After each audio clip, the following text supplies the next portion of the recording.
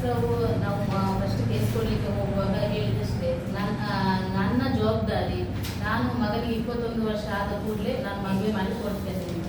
ಇಷ್ಟುವರೆಗೆ ದಿನಗೂಡ್ತಾ ಇದ್ದಾರಲ್ಲದೆ ಏನೇ ಟೆಸ್ಟ್ ಬಂದ ನಂತರ ಸಹ ಹೇಳಿದಷ್ಟೇ ಮದುವೆ ಮಾಡಿಸ್ತೇವೆ, ಮಗ ಒಪ್ಪುದಿಲ್ಲ ಅಂತ. ಏನು ಟೆಸ್ಟ್ ಆದ ನಂತರ ಅದೇ ನಂಜುಂಡಿ ಸರ್ನವರು BJP ಅವರೆಲ್ಲ ಕೂತು ಮಾತಾಡಿ ಹೇಳಿದಷ್ಟೇ ಮಗ ಒಪ್ಪುದಿಲ್ಲ. ಸರ್ ಹೇಳಿದ್ರು ಸ್ವಲ್ಪ ಅವಕಾಶ ಕೊಡುವ, ಹುಡುಗ ತಿದ್ಲಿಕ್ಕೆ ಅವಕಾಶ ಕೊಡುವ, ಹುಡುಗ ತಪ್ಪು ಮಾಡಿದ್ದಾನೆ ಆದ್ರೆ ಅವ್ರಿಗೂ ಅವಕಾಶ ಕೊಡ್ಬೇಕಲ್ಲ ಅಂತ. ಇಷ್ಟುವರೆಗೆ ಮಗುವಿಗೆ ಈಗ 10ನೇ ತಿಂಗಳು, ಹುಡುಗನ ಬೇಲೆ ಸಮೇತ ಕ್ಯಾನ್ಸಲ್ ಆಗಿಲ್ಲ, ಯಾವುದೇ ಒಂದು ಆಗ್ತಾ ಇಲ್ಲ. ಈಗ ಸ್ಟೇ ಕ್ಯಾನ್ಸಲ್ ಅಂತ ಸರ್ ಮಾಡ್ತಾ ಇದ್ದಾರೆ. ಈಗ ಅದೇ ಹೊರಟು ಈಗ ಒಂದು 2 ತಿಂಗಳು ಆಗ್ತಾ ಬಂತು ಸ್ಟೇಗೆ ಅಂತ. ಈಗ ಜಗನ್ನಿವಾಸರಾವ್ ಅವರ ಅಣ್ಣ, ಅವರ ಕೃಷ್ಣನ ಅಕ್ಕ, 4 ಮಂದಿ ಇದರಲ್ಲಿ ಅಪರಾಧಿಗಳು. ಅದರಲ್ಲಿ ಈಗ 3 ಸ್ಟೇ ಸಿಕ್ಕಿದೆ. ಆ ಸ್ಟೇ ಕ್ಯಾನ್ಸಲ್ ಮಾಡ್ಲಿಕ್ಕೆ ಸರ್ ಅಲ್ಲಿ ಮಾಡ್ತಾ ಇದ್ದಾರೆ. ಅದ್ ಬಿಟ್ಟು ಯಾವುದೇ ಹುಡುಗನ ಈ ಕೇಸ್ ಅಂದ್ರೆ ಬೇರೆ ತಗೊಂಡು ಹೊರಗಡೆ ಬಂದಿದ್ದಾನೆ, ಆದ್ರೆ ಇದು ಯಾವುದೇ ಆಗುದು ಕಾಣ್ತಾ ಇಲ್ಲ. ಮತ್ತೆ ಇಷ್ಟವರೆಗೆ ನಾವು ಜಗನ್ನಿವಾಸರಾವ್ ಯಾವುದೇ ದೇವಸ್ಥಾನದಲ್ಲಿ ಆಗಲಿ ಅಥವಾ ಅವ್ರದ್ದು ಯಾವುದೇ ಕಾರ್ಯ ಚಟುವಟಿಕೆಯಲ್ಲಿ ನಾನು ಯಾವತ್ತೂ ಮಾತಾಡಿಲ್ಲ. ಅವರು ಇದು ಮಾಡಬಾರ್ದು, ಯಾವುದೇ ದೇವಸ್ಥಾನದಲ್ಲಿ ಕೆಲಸ ಆಗಲಿ ಯಾವುದೇ ಇದು ಮಾಡಬಾರ್ದು ಅಂತ ನಾನು ಯಾವುದ್ರಲ್ಲೂ ನಾನು ಇಲ್ಲ. ಅವರನ್ನ ಪಕ್ಷದಿಂದ ತೆಗೆದು ನಾನು ಕೇಳಿದಿಷ್ಟ, ಅವರನ್ನು ಪಕ್ಷದಿಂದ ತೆಗೆದು ನನಗೇನು ಸಿಗ್ಲಿಕ್ಕಿದೆ ಇದರಲ್ಲಿ, ನನ್ನ ಮಗಳಿಗೂ ಅಥವಾ ನಮ್ಗೆ ಏನು ಸಿಗುವಂಥದ್ದು ಏನಿಲ್ಲ. ಅದನ್ನು ಇದಕ್ಕಿಂತ ಮುಂಚೆ ನಾನು ಹೇಳಿದ್ದೇನೆ, ಈಗ ಹೇಳ್ತಿದ್ದೇನೆ. ಅಂದ್ರೆ ಯಾವುದೇ ಧಾರ್ಮಿಕ ಕೆಲಸದಲ್ಲಿ ಅವರು ಮುಂದೆ ಬರಬಾರ್ದು. ಯಾಕೆಂದ್ರೆ ಇಷ್ಟುವರೆಗೆ ನಮ್ಮ ಹತ್ರ ಹೇಳಿದಷ್ಟೇ ನಾನು ಮದುವೆ ಮಾಡಿ ಕೊಡ್ತೇನೆ. ಅದಲ್ಲದೆ ಮುಚ್ಚಳಿಕೆ ಪತ್ರ ಬರೆದು ಕೊಡುವಾಗ ಸಮೇತ ಅವರ ಬಾಯಲ್ಲಿ ಹೇಳಿದ್ದಾರೆ ನನ್ನ ಜವಾಬ್ದಾರಿ, ಮನೆಯವರ ಜವಾಬ್ದಾರಿ ಇಲ್ಲ, ನಾನೇ ಮೈನ್ ನಮ್ಮ ಮನೆಯಲ್ಲಿ, ನಾನು ಹೇಳಿದೆ ಫೈನಲ್, ನಾನು ಮದುವೆ ಮಾಡಿಸ್ಕೊಡ್ತೇನೆ. ಇದು 9ನೇ ತಿಂಗಳ ತನಕ ಸಹ ಈಗ ಹೇಳ್ತಿರೋದಷ್ಟೇ, ಮದುವೆ ಮಾಡಿಸ್ತೇವೆ, ಅವಕಾಶ ಕೊಡಿ. 10ನೇ ತಿಂಗಳು ಮಗುವಿಗೆ ನಾವು ಇಷ್ಟುವರೆಗೆ ಯಾವುದೇ ಮದುವೆಗೆ ಯಾವುದಕ್ಕೂ ಅವರು ಬಂದಿಲ್ಲ. ಮತ್ತೆ ಅವರ ಕೆಲವು ಬೇಡಿಕೆಗಳೆಲ್ಲ ಇದೆ, ಮಗುವನ್ನು ಅನಾಥಾಶ್ರಮ ಕೊಡಬೇಕು, ಅದರಲ್ಲೆಲ್ಲ ನಾವು ಒಪ್ಪಲಿಲ್ಲ. ಅದಕ್ಕೋಸ್ಕರ ಈಗ ಇಲ್ಲ ಮದುವೆ ಮಾಡಿಸ್ತೇವೆ ಅಂತ ಬರ್ತಾರೆ ಟೈಮ್ ತಗೊಳ್ತಾರೆ. ಈಗ ಒಂದು ತಿಂಗಳು ಮುಂಚೆ ಮಧ್ವಾಚಾರ್ಯ ಅವರು ಕಾಲ್ ಮಾಡಿದ್ರು, ಮದುವೆಗೆ ಡೇಟ್ ಫಿಕ್ಸ್ ಮಾಡಿ ನಾನು ಕರ್ಕೊಂಡ್ ಬರ್ತೇನೆ.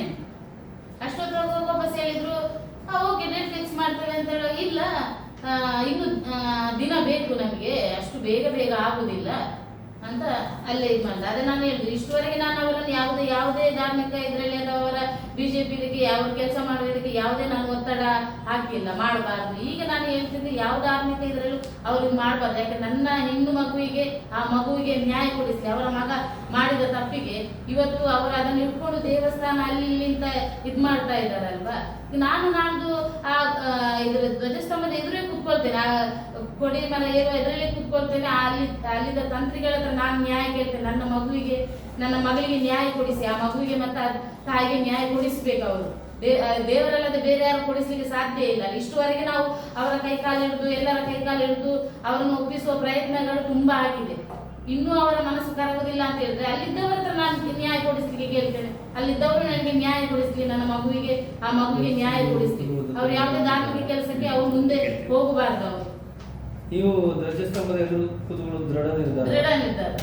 ಅವರು ಯಾವುದೇ ನಾಲ್ಕು ಕೊಡಿ ಮರ ಇದಕ್ಕೆ ಎಲ್ಲ ಅವರೇ ಮುಂಚೆ ಮಾಡ್ತಿದ್ದದ್ದು. ಅದು ಯಾವುದಕ್ಕೆ ಅವರು ಮುಂದೆ ಹೋಗಬಾರ್ದು. ಯಾಕಂದ್ರೆ ನನ್ನ ಹೆಣ್ಣು ಮಗುವಿಗೆ ಆ ಮಗುವಿಗೆ ನ್ಯಾಯ ಕೊಡಿಸ್ಲಿ. ಅವರ ಮಗ ತಾನೇ ಮಾಡಿದ್ದು. DNA ಟೆಸ್ಟ್ ಬರುವ ಮುಂಚೆ ಅಂತ ಹೇಳಿ ನಾ ಮದುವೆ ಮಾಡಿ ಕೊಡ್ತೇನೆ, DNA ಟೆಸ್ಟ್ ಬರ್ಲಿ, ಅದು ಮಗು ನಮ್ಮದಲ್ಲ ಅಂತ. ಈಗ DNA ಟೆಸ್ಟ್ ಬಂದಾಗಿದೆ ಅಲ್ಲ, ಕೋರ್ಟು ಕಾನೂನು ಹೋಗಿ ನಮ್ಗೆ ಅರ್ಥ ಆಗ್ತದೆ. ಕೋರ್ಟು ಕಾನೂನು ಇದೆ. ಅಲ್ಲಿ ನಮ್ಗೆ ಹೇಳಿದಾರಲ್ಲ, ಜಗನ್ನಿವಾಸರಾವ್ ಹೇಳಿದಾರಲ್ಲ, ಮದುವೆ ಮಾಡಿಸಿ ಕೊಡ್ತೇನೆ ಅಂತ. 21 ವರ್ಷ ಆದ ಕೂಡಲೇ ಮದುವೆ ಮಾಡಿಸಿ ಕೊಡ್ತೇನೆ ಅಂತ ಹೇಳಿದ್ದಾರೆ. ಅದಲ್ಲದೆ ಕೃಷ್ಣ ಜೈಲಲ್ಲಿರುವಾಗ ಹೇಳಿದ್ದಾನೆ DNA ಟೆಸ್ಟ್ ಬರ್ಲಿ, ಅದರ ನಂತರ ನಾನು ಮದುವೆ ಆಗ್ತೇನೆ ಅಂತ ಸಹ ಹೇಳಿದ್ದಾನೆ. ಈಗ ಯಾಕೆ ಹೋಗ್ತಾ ಇಲ್ಲ? ಒಂದು ಹೆಣ್ಣು ಮಗುಗೆ ಅನ್ಯಾಯ ಮಾಡುವ ಇದಾಗ್ತಾ ಇದೆ. ಮದುವೆ ಮಾಡಿಸ್ತೇವೆ ಅಂತೇಳಿ ಯಾವುದೇ ಧಾರ್ಮಿಕ ಕೆಲಸಕ್ಕೆ ಅವರು ಹೋಗಬಾರ್ದು. ಅವರು ನಾನು ಇವತ್ತೇ ಹೇಳ್ತಿದ್ದೇನೆ, ಇದಕ್ಕಿಂತ ಮುಂಚೆ ನಾನು ಹೇಳಿಲ್ಲ. ಈಗ 9 ತಿಂಗಳು ಮಗುವಿಗೆ, ಈಗ 10ನೇ ತಿಂಗಳು ನಡೀತಾ ಇದೆ. ಯಾವುದೇ ಇದಕ್ಕೆ ಅವ್ರು ಮುಂದೆ ಬರ್ತಾ ಇಲ್ಲ.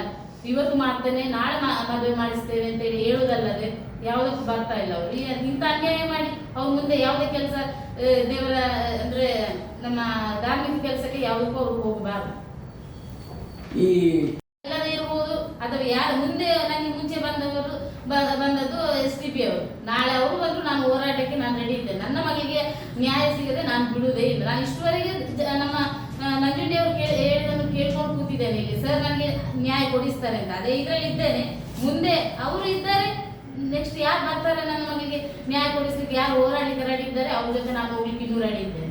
ಇಷ್ಟುವರೆಗೆ ನಾವು 9-10ನೇ ತಿಂಗಳು ಮಗುವಿಗೆ ಇಲ್ಲಿ ಅನ್ಯಾಯ ಆದ್ರೂ ಸಹ ಯಾರು ಈಗ ಕೇಳೋರು ಯಾರು ಇಲ್ಲ. ಈಗ ಅಲ್ಲಿ ತನಕ ಮುಟ್ಟಿದ್ದೇವೆ. ಮುಂಚೆ ಹೋರಾಟದ ಲೆಕ್ಕದಲ್ಲಿ ಇಷ್ಟುವರೆಗೆ ನನ್ನ ಮಗಳಿಗೆ ನ್ಯಾಯ ಸಿಗ್ಬೇಕಿತ್ತು, ಇನ್ನೂ ಸಿಕ್ಕಿಲ್ಲ ಮಗುವಿಗೆ. ನಾವು ಮನೆಯಲ್ಲಿ ನಾವು ನರಕ ಬರ್ತಾ ಇದ್ದೇವೆ ಆ ಮಗುವನ್ನು ಹಿಡ್ಕೊಂಡು. ಮಗು ಸಾಕಲಿಕ್ಕೆ ನಮ್ಗೆ ದೊಡ್ಡದೇನಲ್ಲ, ಮಗು ಕೃಷ್ಣಂದಲ್ವಾ. ಕೋರ್ಟಲ್ಲಿ ಇದೆ, ಓಕೆ, ನಮ್ಗೆ ಅರ್ಥ ಆಗುತ್ತೆ. ಕೋರ್ಟ್ ಕಾನೂನು ಅದಕ್ಕೆ ನಾವೇನು ಅಡ್ಡಿ ಮಾಡ್ಲಿಲ್ಲ.